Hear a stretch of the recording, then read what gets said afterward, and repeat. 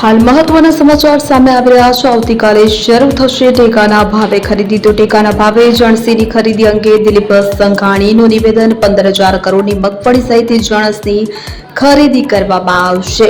તો આપણે જણાવી દઈએ કે આવતીકાલથી ટેકાના ભાવે ખરીદી શરૂ થવા જઈ રહી છે। ટેકાના ભાવે જણસીની ખરીદી અંગે દિલીપ સંઘાણીએ નિવેદન આપ્યું છે। તેઓ જણાવ્યું છે કે 15,000 કરોડની મગફળી સહિતની જણસની ખરીદી કરાશે। તો ખરીદી માટે અમે તમામ તૈયારીઓ કરી લીધી છે। તો સરકારે જે સૂચનાઓ આપી છે તેનું પાલન કરાશે। તો ટેકાના ભાવે જણસીની ખરીદી અંગે દિલીપ સંઘાણીનું નિવેદન। આગામી 9 તારીખથી ગુજકો મસાલે ખરીદી કરવા માટેની પૂર્વ તૈયારી કરી ચૂક્યા છે। દરેક સેન્ટર ઉપર બારદાન અને જે વ્યવસ્થા જરૂરી એ પણ કરી ચૂક્યા છીએ।